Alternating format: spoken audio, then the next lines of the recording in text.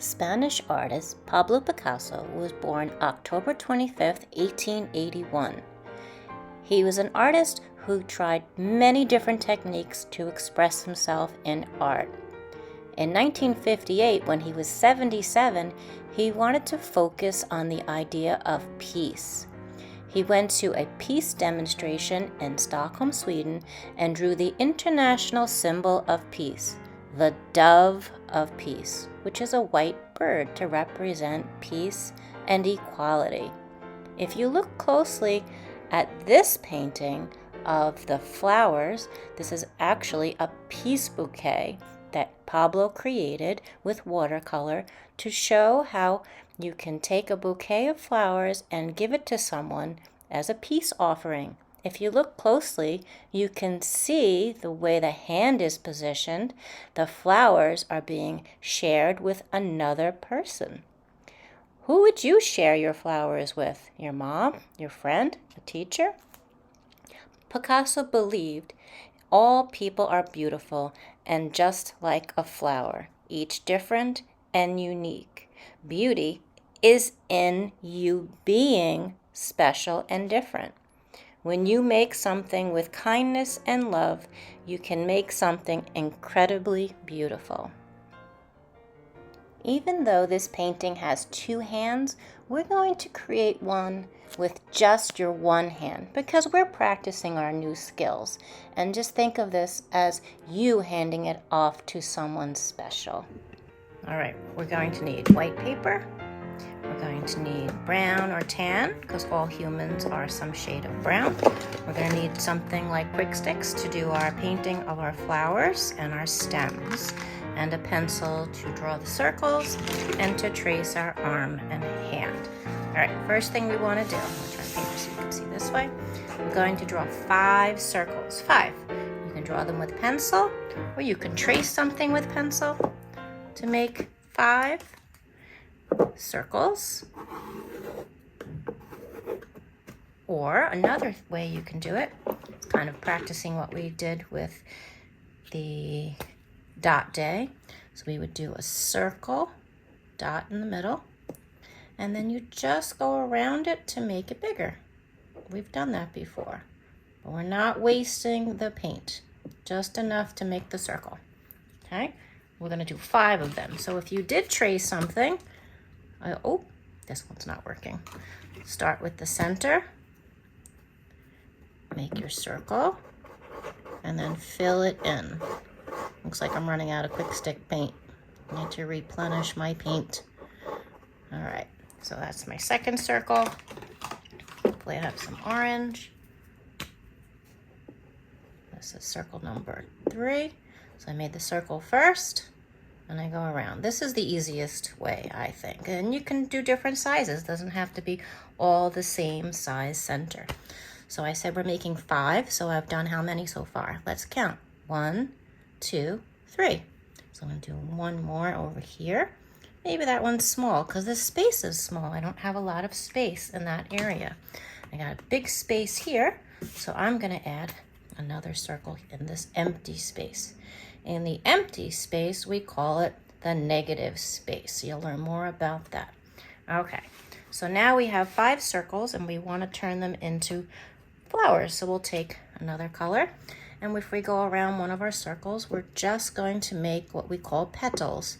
The petals are what are the colored part of a flower, what attract the bees and the birds. All right, so that's flower number 1. And let's do, I don't have a lot of blue, so let's try the red. And we can overlap our petals. They're kind of like ovals, which are circles that are stretched out. So I go around. You make as many petals as you like. Maybe in this one. 1, 2. I just like counting 3, 4, 5, 6, 7, 8. Okay, let's see. I'm going to try another color. Maybe a little bit of green. Green petals. Maybe they're just not blooming yet. Or maybe they just happen to be green. And now for this yellow one, I'll try. Not a lot of blue left in my paint stick. My Kwikstix is running low. That's okay. I like the texture it makes. Makes it look bumpy and fuzzy. All right, so now I have 5 flowers, and this is going to be where I put my hand. So I'm going to take a green, and I'm going to put them together like I'm holding them in a bunch. Now this one, I can't see it, so what do? I go in between, so it looks like it's going behind those flowers. And this one, I just do the same thing. Now this one can bend, just like that.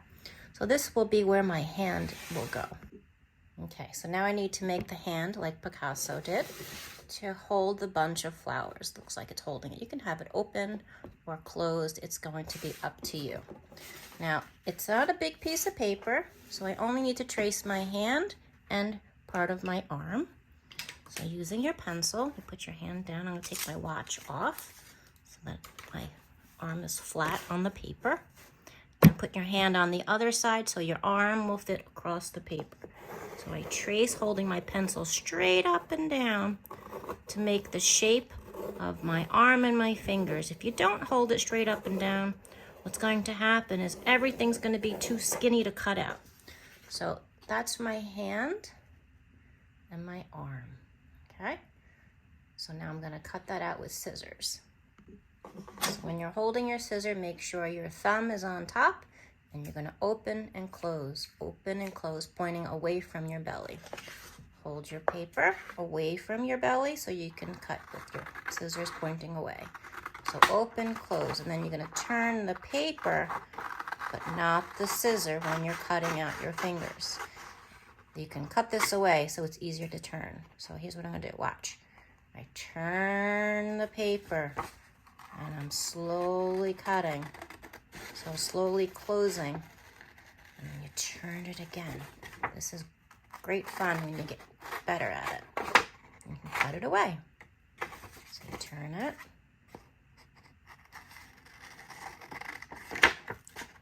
And turn it again. If you find it tricky, then go back this way and cut towards where you finished cutting. Look at that. It's like a V. So you've practiced cutting V's, I'm sure. It's easier to cut the fingers out like a V, and that's what you should do. It's easier for me, so that's what I'm doing. Now I'm going to cut my pinky. Be careful, your pinky is tiny. You don't want to cut it off. Okay. And then you are now ready to take your hand and add it to my bouquet.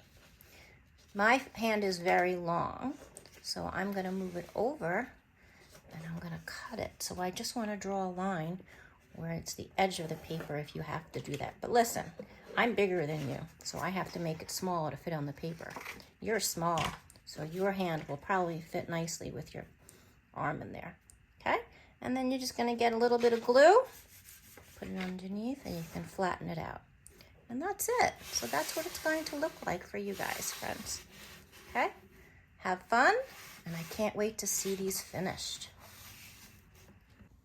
I decided to flip my hand over because there was something on the paper. So I'm going to make my hand coming from the other direction. That works fine. Don't you agree?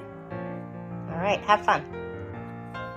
Need to sign your name on the bottom. And this is Francie C. See how small it is? And it's on the bottom. If you would like to make your hand look like it's holding the flower bouquet, just bend the fingers back and then glue it down to the paper. Make sure the wrist, the end of your hand, is touching the edge of the paper so it doesn't look like you chopped your hand off.